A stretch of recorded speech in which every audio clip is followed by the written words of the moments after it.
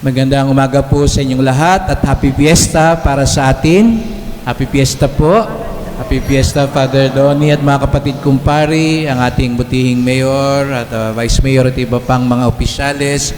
Tayo ay tinipon ng Panginoon sa tulong ng ating mahal na Pintakasi, Santa Catalina de Siena. Kaya palakpakan natin ang Panginoon at Santa Catalina.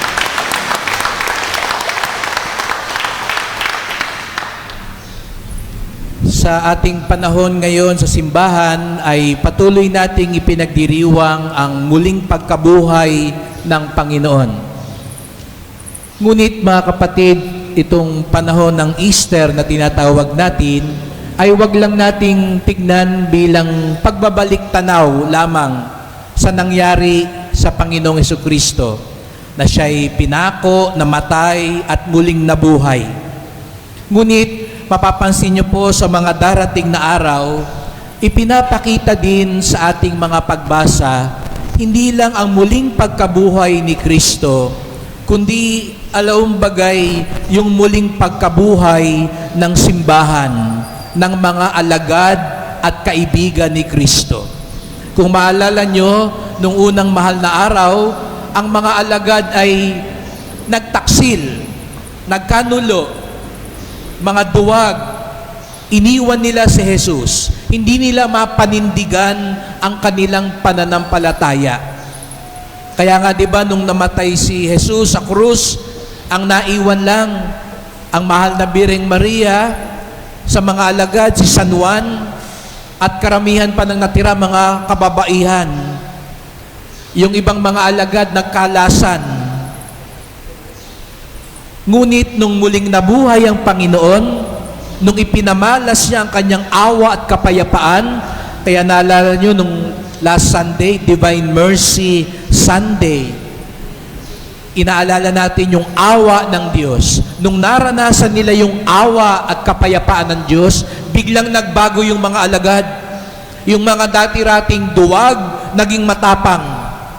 Yung mga dati-rating kimi, ang lalakas na ng loob ngayong magsalita. Naging madaldal na. Yung mga dating tahimik. Yung mga dating nagtatago.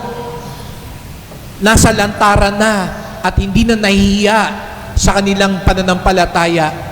Hindi na sila papigil. Bakit?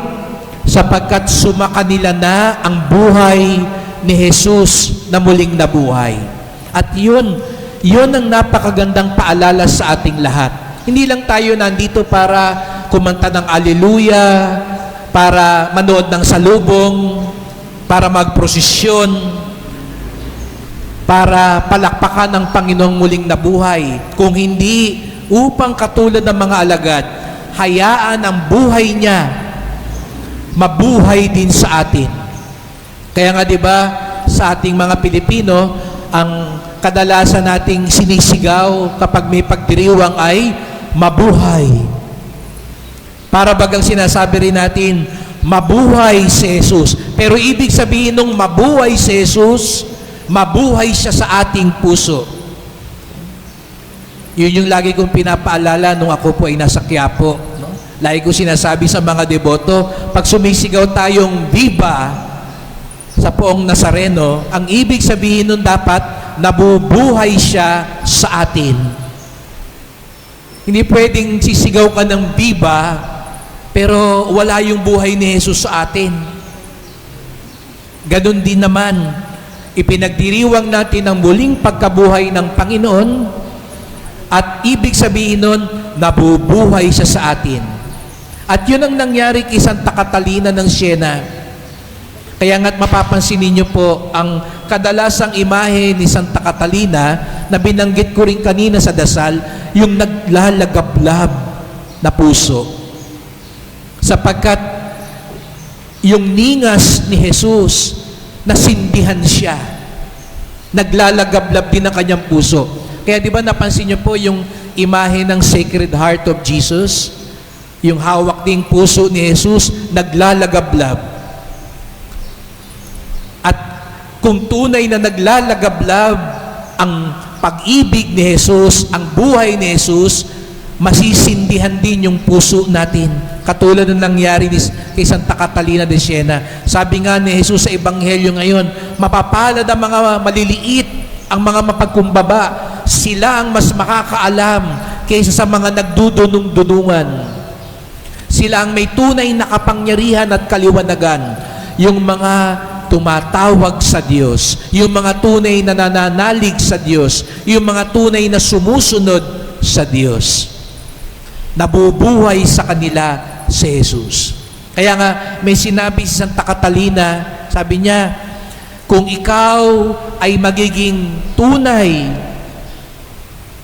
na ikaw, kung papaano ka nilikha ng Diyos, hindi pwedeng hindi ka maglagablab. Be who you are, and you will set the world on fire. Pag naganap daw sa iyo kung ano yung plano ng Diyos, maglalagablab ka. Hindi pwedeng hindi tayo masindihan ng ningas ni Kristo. At kapag tayo day naglalagablab, ano raw ang nangyayari? Katulad ng nangyari kay Santa Catalina ng Siena, nagbibigay liwanag. Hindi ka lang nagpapasikat. No? May pagkakaiba daw, no? You don't just shine. You give light. At yun ang liwanag ni Kristo. Nililiwanagan tayo.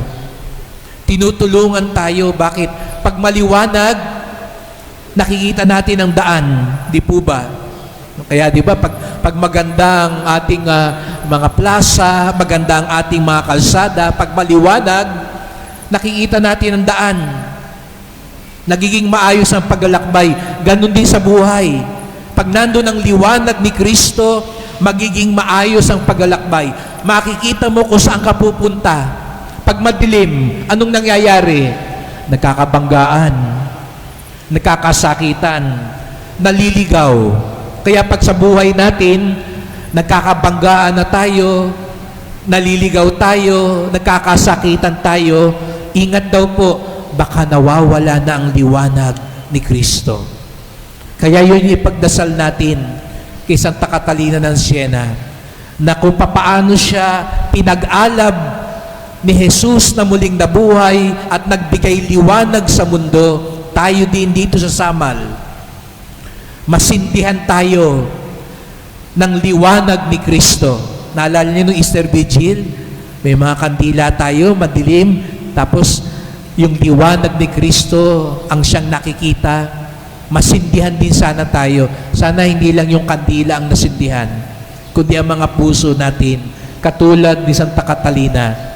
At pag nasindihan, magbigay liwanag sa isa't isa, upang sa gayoy, muling nabuhay si Jesus, hindi lang sa ganyang sarili, kundi muling nabuhay siya sa ating lahat.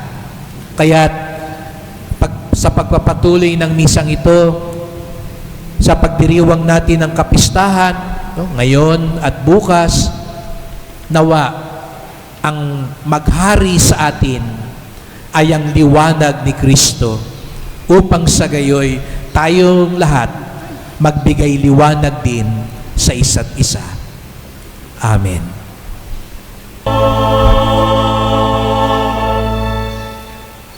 Sumainyo ang Panginoon. Ang mabuting balita ng Panginoon ayon kay San Mateo. Papuri sa iyo, Panginoon.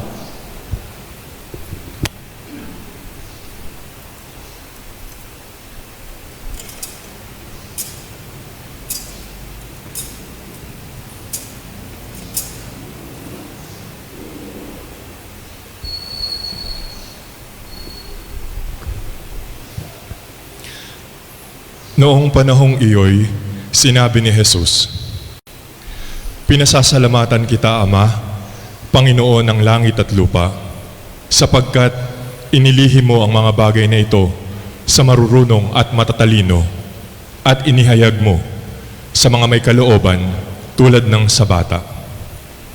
Oo, Ama, sapagkat gayon ang ikinalulugod mo.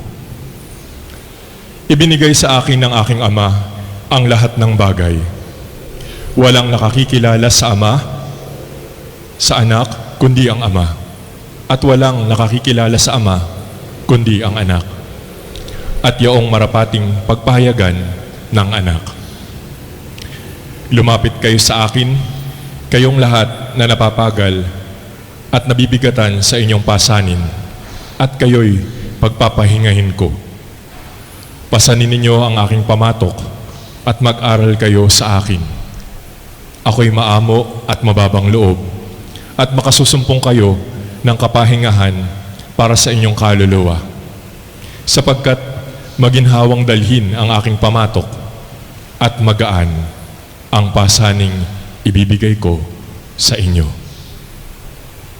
Ang mabuting balita ng Panginoon.